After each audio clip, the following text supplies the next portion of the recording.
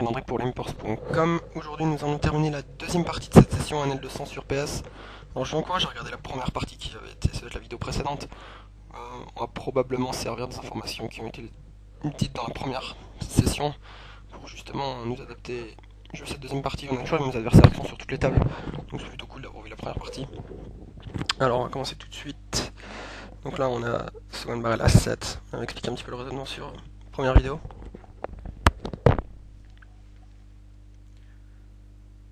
Et relancer le bouton évidemment, super standard jusqu'à présent.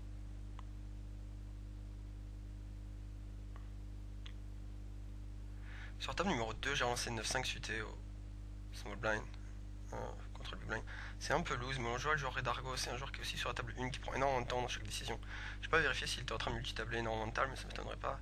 Et face à ce type de joueur, je ne vais pas hésiter à jouer super loose contre eux parce que ils vont give up beaucoup plus facilement, ils vont pas trop s'embêter avec décisions marginales, etc. Donc c'est plutôt pas mal de leur mettre un peu de pression. Alors sur la table numéro 1, table en haut à gauche, nous allons relancer As Valet UTG.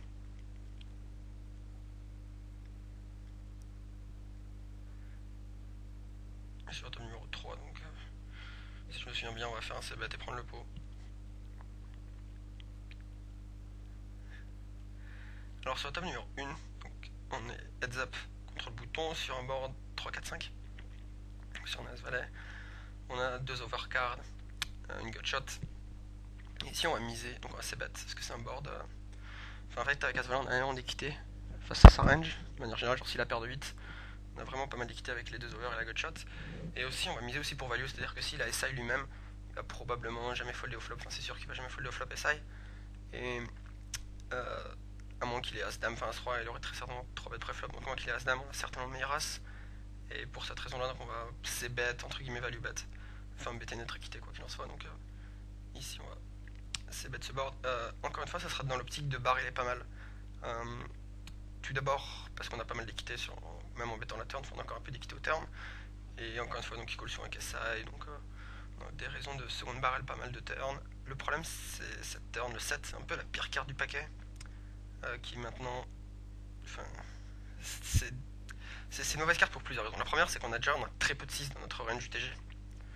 Donc on va rarement seconde barrel et à quinte, quoi, à moins qu'on ait As-2 ou voire un 6, que ce soit As-6 suité, paire de 6. Mais bon, globalement, c'est une partie quand même assez infime de notre range. Et que lui, par contre, il peut très bien avoir un 6, soit 5-6, 7 et 6. Paire de 6, As-6. Enfin, il a pas mal de 6. En fait, il a pas peu autant de 6 que nous, en fait. Mais le truc, c'est qu'il est en position, donc ça va lui permettre de pouvoir gagner le pot souvent. Déjà, si on seconde barrel cette turn, face à un joueur qui est un peu aggro, il pourrait nous raiser sur cette turn assez souvent. Avec un peu tout et n'importe quoi, ça va être assez difficile pour nous pouvoir call down en sachant qu'on aura rarement le 6. Donc déjà, en seconde barrel cette turn, on peut se faire bluffer un certain nombre du temps, même si on a le 200, je suis pas certain que ce soit trop le cas. Ce joueur-là, je le connais pas du tout, je sais pas trop s'il est capable de raise bluff cette turn. Mais bon, c'est peut-être à garder en tête. Et ce qui va se passer, donc ici on va check fold évidemment, parce qu'on peut pas vraiment call avec As-Valet.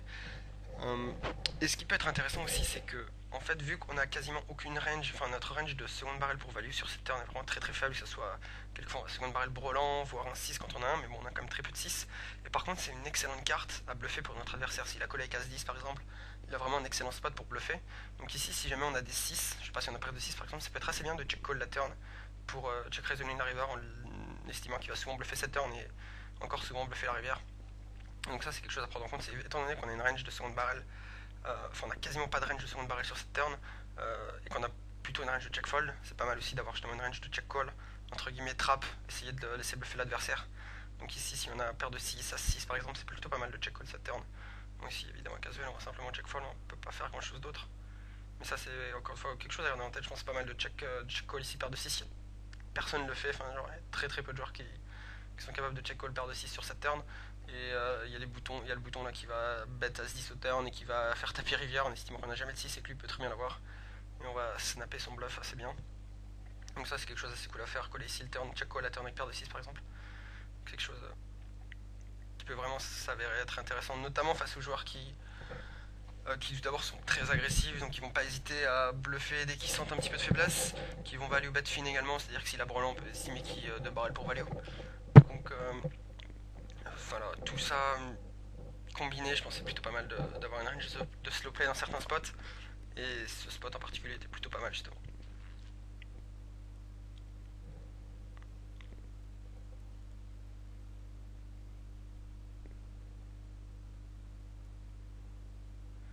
Alors As-Roi au bouton sur la table numéro 3. Je me souviens plus de ce qui va se passer. Ok, donc on open au bouton, après tout le monde est foldé. Donc on a la big blind qui nous 3 bêtes. Alors la ligne par défaut ici c'est de 4 bet call. Enfin face à un big blind assez aggro évidemment. Pas trop de questions à se poser. As-Roi c'est les nuts. Éventuellement ça peut être pas mal de call en position quelquefois. Ça c'est quelque chose que les gens font très peu aussi. C'est-à-dire que tout le monde 4 bet call As-Roi, enfin c'est vraiment pas une erreur, enfin il n'y a aucun souci à 4 bet call As-Roi. Mais ça peut être pas mal aussi quelquefois d'avoir des mains type As-Roi dans sa range, genre le pot 3 bet notamment. Si on est plus deep ça met un peu plus de sens. Mais bon sans big blind je pense que le 4 bet call c'est quand même la ligne par défaut à utiliser. Donc en 4 bet il fold.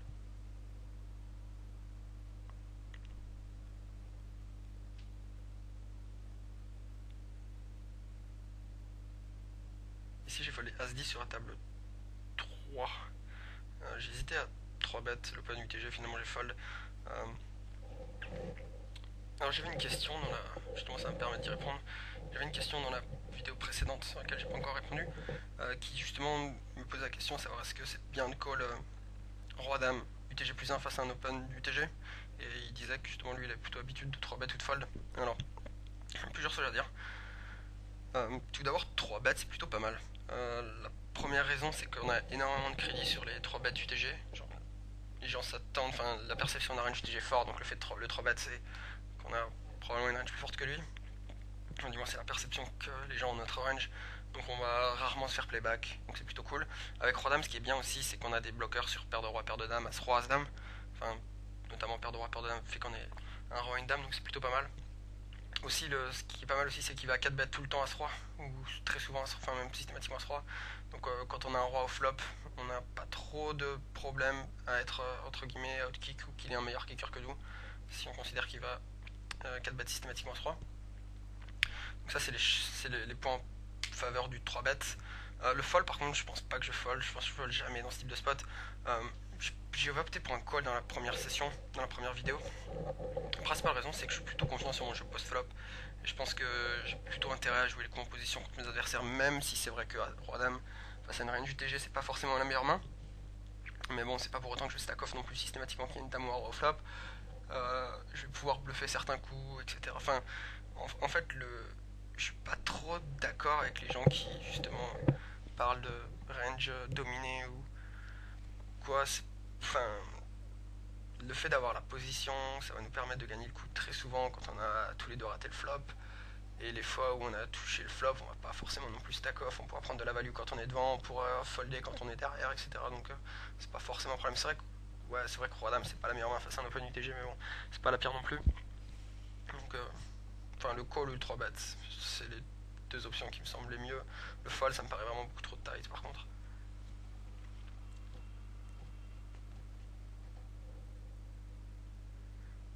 Alors As-Dame, on va coller l'open UTG plus 1. Avec une dynamique un peu plus agressive éventuellement, on peut 3 bet pour value ce type de main. Ici ce joueur là je le connais pas du tout donc je vais simplement coller. Et si je me souviens bien, voilà, donc ça va pouvoir vous montrer un peu ce que je disais. Donc sur ce board 4-6-7, je vais opter pour un bluff raise avec As-Dame.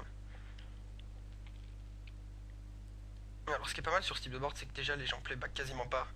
C'est-à-dire que notre range pour réaliser ce type de board, il y a pas mal de draws, que ce soit des mains type A5 de pique ou flush draw, straight draw, des mains qu'on va pouvoir shove s'il vient nous 3 bêtes. Donc c'est pas le type de board que les gens vont trop essayer de playback, donc ça c'est plutôt une bonne chose. Et on va pouvoir bluffer. En fait ce qui est pas mal aussi c'est qu'on a la dame de pique, donc on pourra continuer à bluffer tous les piques au turn en sachant qu'il va probablement lui shove tous ses flush draws, donc on n'a pas trop de soucis à ce qu'il ait la flush trop souvent au turn.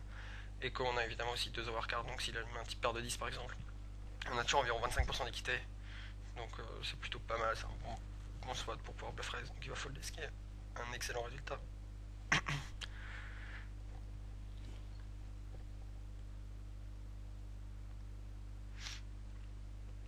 face à... Là j'ai aucune stat qui sont affichées, c'est vrai que je joue... j'ai plutôt l'habitude de jouer sans stats, j'essaye pas trop de... Enfin j'essaye de faire en sorte que mon jeu soit pas trop influencé par les chiffres, ou je préfère faire attention moi-même à ce qui se passe à la table, plutôt que me baser uniquement sur les stats, même si c'est... Enfin, je suis pas en train de dire qu'il faut juste pas jouer avec un tracker, c'est faux. Le tracker ça m'a énormément aidé, et que je vous encourage à jouer avec un tracker. Et notamment, il y a certaines informations qui peuvent être intéressantes, notamment le pourcentage de ses bets. Si c'est un joueur qui s'est bet 100% du temps, enfin vraiment proche de 100% du temps, vous avez vraiment intérêt à bluffer énormément de flops, que évidemment il aura souvent pas grand chose et qu'il va souvent folder. Donc ça c'est une information que j'ai pas à ma disposition ici, mais si jamais vous avez un tracker, je sais pas, vérifier le pourcentage de ses bets, si c'est bet beaucoup, là c'est un bon spot de bluff raise, etc. Quelque chose à prendre en compte, justement dans les spots où vous hésitez à bluff raise par exemple.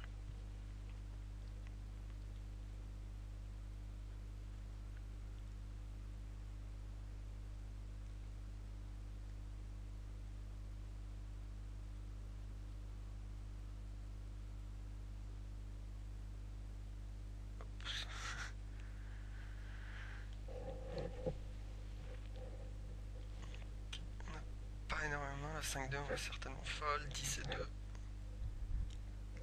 10 et 2 si c'est le bouton qui est open, je vais fold, si c'est la small blind, je vais certainement call je pense. J'ai tendance à défendre toutes les mains suivies en position et jouer assez aggro post-flop, que ce soit justement bluff raise certains boards, flotter un peu. Enfin, 10 et 2 suite, j'aurais certainement pas fold face à l'open de la small blind. Mais face au bouton, évidemment, j'aurais évidemment fold en étant hors position.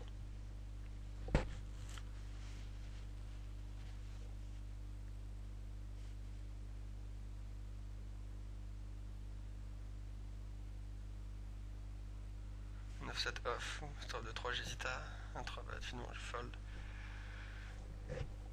Un peu nitty de fold. Mais bon non, c'est vraiment pas nitty. Faut pas non plus 3 bet systématiquement tous ses mains en bouton. Un joueur qui observe un petit peu, pas avoir trop de mal à s'adapter. Donc par contre ça va pas m'empêcher de 3 bet sur table numéro 1 je crois. 10 et 9 off. Ah, on a deux mains, donc sur la table numéro 4 également, on a relancé roi dame UTG.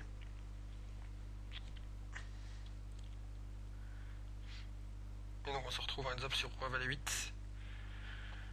Avec un flush draw, l'adversaire nous check raise. Alors, cet adversaire je le connais pas, mais par contre justement pour revenir un petit peu entre guillemets les mains dominées, il y a très peu de joueurs qui call justement roi valet par exemple en small blind face à un open UTG de peur d'être trop souvent dominé, donc c'est vrai qu'ici roi valet ça fait deux paires.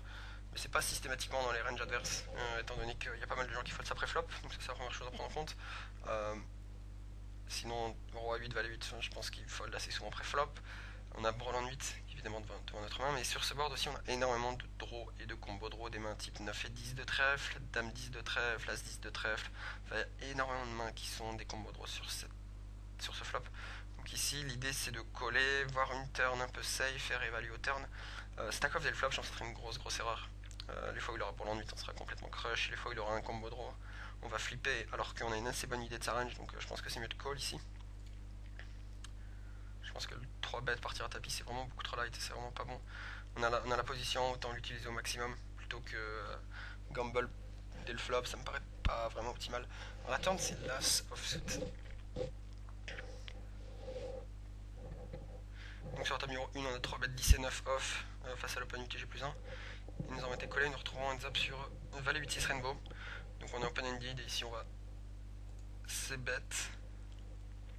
Alors la turn sur la table numéro 4, donc la turn est là, c'est l'adversaire check la turn. Alors ici j'ai été assez surpris qu'il check cette turn, je m'attendais à ce qu'ici il y ait de main type justement As-10 de trèfle qui continue à miser, 9-10 de trèfle qui continue à miser peut-être. En fait je m'attendais, je sais pas, le fait que j'ai relancé aussi l'UTG ça tombe probablement parce que ce soit une turn qui hit pas mal ma range. Et du coup c'est possible justement qu'il check call avec une main type 9 et 10 de trèfle, ce type de main je sais pas. As-10 de trèfle aussi, possible qu'il check call. Donc ici j'aurais préféré, il s'avère que je check et après coup j'aime assez bien le bet. Je pense qu'on va jamais se faire check raise all-in, je pense qu'il va tout le temps check call. Le check raise all-in ça serait super spewy parce qu'on va le snap avec As-Roi, avec enfin je sais pas, enfin, le check Resolin, je m'attends pas trop à ce qu'il le fasse au turn, peu importe sa main, enfin, notamment tous ses combos de draw, je pense que ça serait vraiment stupide de sa part de check Resolin. C'est pas pour autant qu'il le ferait pas, mais bon, enfin, s'il fait ce type de move, un check Resolin des draws de turn, on va pas trop avoir de mal à l'exploiter par la suite. Donc en considérant qu'il va plutôt check call sur cette turn plutôt que faire autre chose, je pense que c'est pas mal de miser ici pour protection, notamment sur tous ses combos draw, à moins qu'il ait As-10 de trèfle. Il y a peu de chances que cette turn soit vraiment améliorée. Donc si j'aurais bien aimé avoir misé pour protection value entre guillemets, il s'avère que j'ai check back, j'aurais préféré peut-être avoir bet. Il y a aussi dans les mains qu'il pourrait avoir, c'est des mains type validis de trèfle aussi, je les ai pas cités. Les trèfles, je pense qu'il aurait seconde barrette 100% du temps avec deux paires, flush draw. Validis de trèfle, c'est possible qu'il check call aussi, donc ça nous permet de prendre de la value ce type de main. Donc voilà, je préfère avoir bet, il s'avère que j'ai check et j'aime pas trop mon check. J'hésite un peu à bet, je suis en train de préparer 40 et finalement je check. Et sur la table numéro 1, on fait net turn. On va continuer à miser. Alors sur la rivière, donc, qui est la dame qui nous donne une double paire. Par contre, je pense qu'on a un fold assez facile à faire sur cette rivière. Pas mal de ces combos draw justement seront très type valise de trèfle, 9 et 10 de trèfle, etc. En plus, c'est pas un board qui va bluff raise avec aucune équité. Enfin, c'est un board qui touche énormément notre range DG. Il s'attend pas forcément à ce qu'on fold énormément sur son raise. Donc je m'attends à ce qu'il fasse ça avec voilà, des mains type valise de trèfle, 9 10 de trèfle. Donc ici avec deux paires, je pense qu'on a un fold assez facile à faire. Et sur la table numéro 1. Donc on va seconde barrel avec les notes. J'espère avoir un peu d'action.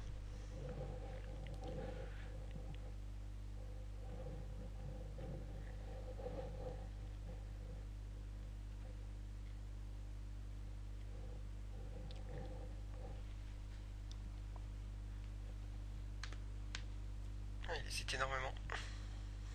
Je finis par fold. Ce qu'on peut noter aussi, c'est que sur cette turn, c'est qu'on n'a pas énormément notre range de seconde barrel sur cette turn est probablement très très forte. Pour autant, je pense qu'on a quand même un value à seconde barrel. Si on a les notes, on a évidemment pas mal de value à seconde barrel. Mais je pense aussi que notre range quand même de seconde barrel sur cette turn est plutôt forte. Donc il est peut-être capable de faire des bons folds. Je sais pas s'il a je sais pas s'il a As-Valet par exemple, je pense que c'est foldable dans son spot. Mais bon, c'est pas pour autant qu'il va forcément le faire. Sur la table numéro 1, donc on a collé Open UTG avec valise de cœur au Big Blind. On se retrouve en heads up sur Dame 5-3. Donc on a un flush draw. Ici on n'a pas vraiment envie de check raise non plus. Avec seulement un flush draw, on n'a vraiment aucune over. En collant, on va peut-être se faire barrer quelques fois, mais c'est pas certain non plus. Et surtout on a l'équité, enfin le check call ça. Assez standard.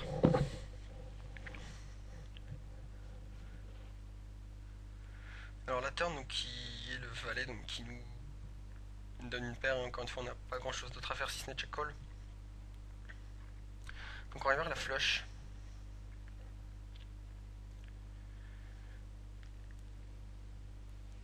On river la flush et le board pair aussi également, c'est-à-dire que le 5 double.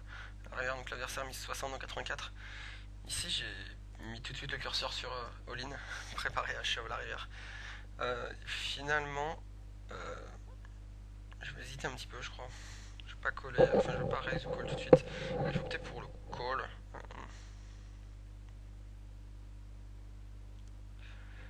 J'étais pas sûr que l'adversaire déjà collerait un shove avec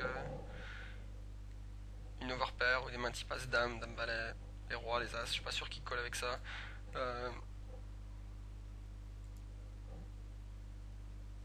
Et son sizing me fait penser qu'il a aussi mis 60 dans 84, c'est un sizing assez fort. Je pense qu'avec ses mains, qui value être un peu plus fines, des mains type as dame, paire de rois, etc. Je pense qu'il aurait sizé peut-être un petit peu plus faible justement pour se faire coller par une dame moins bon par exemple. Le board est quand même. Enfin, sa range de 3 barrels sur cette river est quand même assez forte. Et que. Voilà, je m'attendais du fait de son sizing à ce qu'il ait quand même une range assez forte. Pour autant, flush au valet, c'est pas trop foldable non plus, donc si j'ai plutôt opté pour un check call plutôt que shove pour value. Et bon, il s'avère qu'il m'a overflush, malheureusement.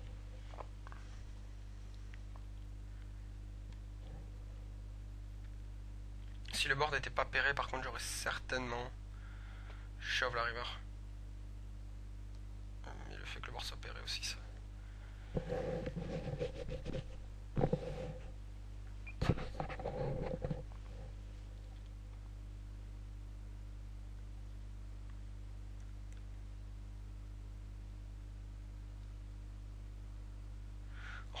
même pas mal de 3 bêtes.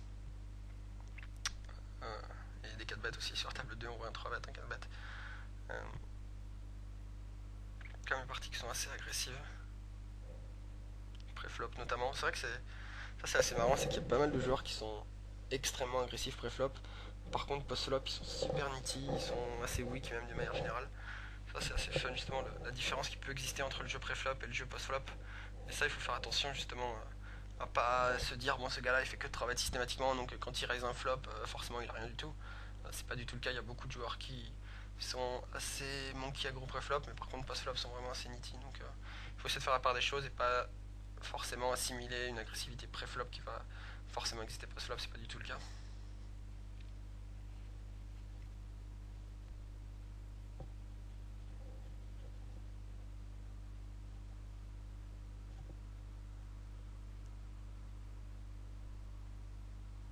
Donc on va relancer Dame 7, un bouton, évidemment. Nous avons les As sur la table numéro 1. Les As qui sont une très bonne main à 3 bêtes pour value. On va 3 bet Steven Gerrard, je crois. Je vois pas très bien. Ça a l'air d'être Steven Gerrard. Et donc Steven Gerrard call le 3 bet. On se retrouve à up sur roi val 8. Bon, évidemment, si perd d'as, on va bet call, shove. On va essayer de mettre tout l'argent dès le flop.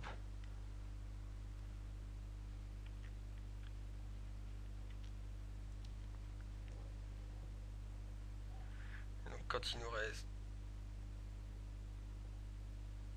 on va shove pour value.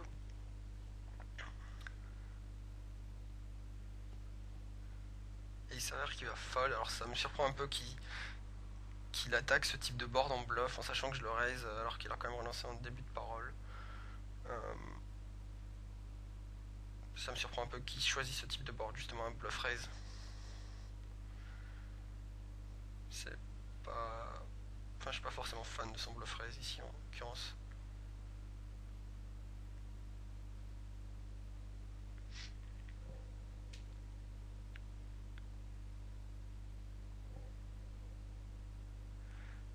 Alors sur la première vidéo, la première partie de cette session, il y avait eu pas mal de discussions sur les donk bets. J'avais eu à faire pas mal de donk bets. Ici on a une nouvelle situation de donk bet sur la table numéro 2. Donc on a un joueur qui a limpo cutoff, on l'a isolé au bouton de paire de 2. On se retrouve à heads up sur 8-4-3. Et justement je vous ai parlé de situations où c'est pas mal de call down adversaire qui est donk bet, qui a une range faible. Genre si on a à suite par exemple, si on va certainement coller 3 barrels. Par contre avec paire de 2, je pense que c'est beaucoup mieux de bluff raise directement dès le flop. Notre main a quand même... Enfin notre main elle va être assez difficilement jouable jusqu'à la rivière. On va se faire value tendre quelques fois. Il a déquitté avec toutes les mains qui va donc bet évidemment. Enfin il a toujours 2 over à notre paire. Donc pour cette raison là je préfère directement bluff raise dès le flop en sachant que l'adversaire, un joueur qui limp pocket off et qui va donc bet 8-4-3, il a genre jamais rien. Donc on va pas hésiter à bluff raise directement dès le flop. Et s'attendre à prendre le pot très souvent, voilà, donc c'est ce qui se passe, il fold. Si on a une main plus forte que paire de 2, on aurait certainement collé. Mais ici avec paire de 2, je pense que c'est mieux de raise directement dès le flop. Évidemment on fait pas ça pour value ou quoi que ce soit, c'est simplement un bluff. Mais il va folder tellement souvent que notre main nous importe assez peu au final. Donc on n'a pas énormément de value à le call down, encore une fois, sachant qu'il a quand même... Lui faire abandonner son équité, c'est quand même plutôt une bonne chose. Enfin, s'il a 2 over, il a genre 25% d'équité. Si on lui rajoute une gut shot, ça augmente encore un peu. Et le fait de lui faire abandonner, c'est, je sais pas, entre 25 et 30% d'équité. C'est quand même plutôt pas mal. Donc ici, le bluff raise, ça a quand même pas mal de mérite. Sur la table numéro 4, donc je vais revenir un petit peu, on a eu une main qui s'est passée. Et justement, j'ai trouvé que c'était super spewy de la part. Donc on va folder roi 4. UTG.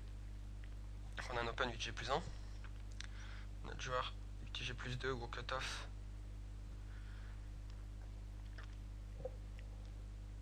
Qui va opter pour un 3 bet.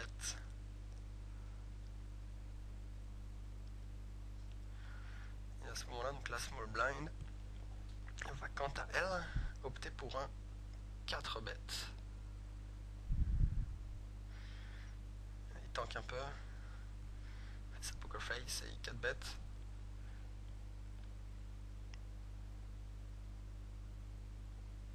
Enfin, majorité j'ai besoin qu'il fold. Ici je m'attends quand même à ce que le joueur ressemble à une quand même une range super fort, des mains type As-Roi et paire d'As, paire de Roi.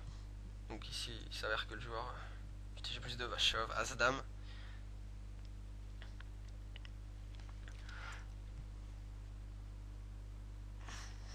Il hésite, il est pas sûr de lui, il sait pas trop quoi faire avec As-Dame.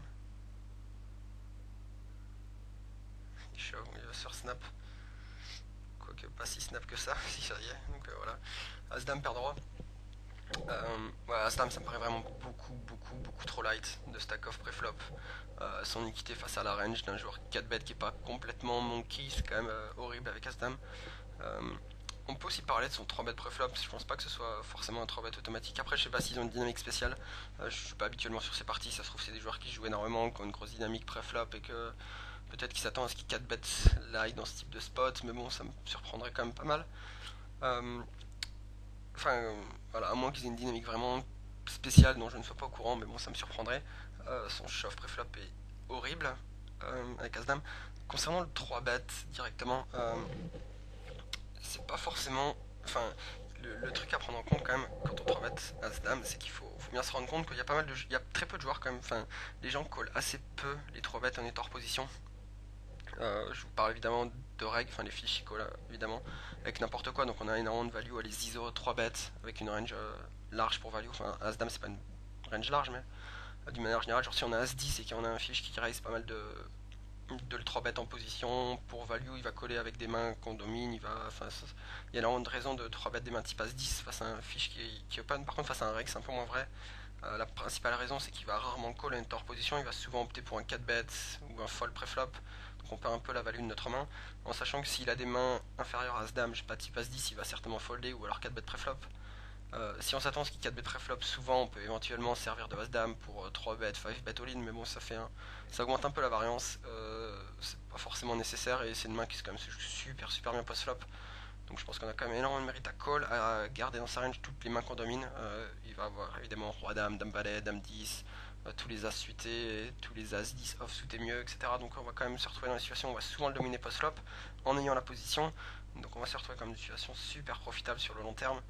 Donc si je pense que ma ligne par défaut c'est de call la majorité du temps.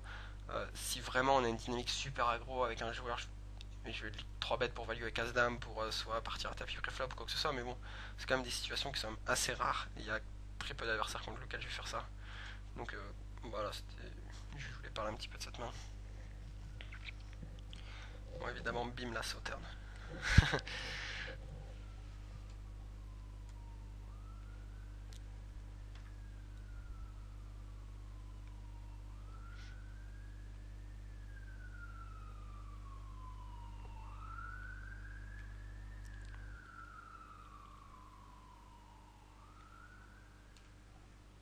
On a un nouveau 3 bêtes sur la table. Sur la table 3, on avait Dame 10 suité. Ce joueur Poker Hawk, il a l'air assez tight de ce qu'on a vu durant les 2 vidéos. Donc ici, je vais pas trop m'amuser à la 4 bet bluff. Ici, faire un call 4 bet avec Dame 10. Simplement folder face à un joueur qui a certaines ranges assez fortes.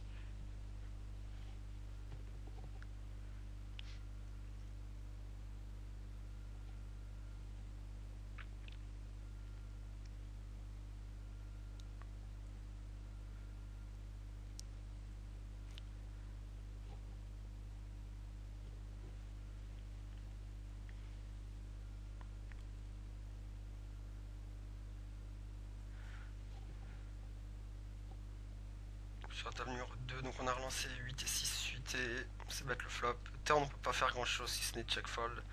Ouais,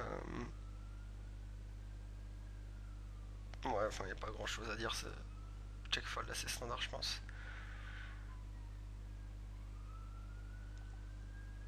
C'est table numéro 1, avec 6 et 8 suite, ça me surprend que j'ai fold. Des mains que je colle assez souvent en étant en position.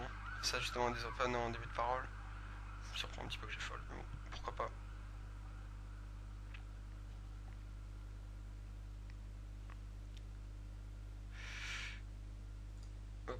Bon, on est arrivé à la fin de cette session de ce que j'avais enregistré. Donc n'hésitez surtout pas à laisser des commentaires, dire ce que vous avez pensé de cette session. C'était Cyril André pour Limpers.com. Bonne chance aux tables, bye bye.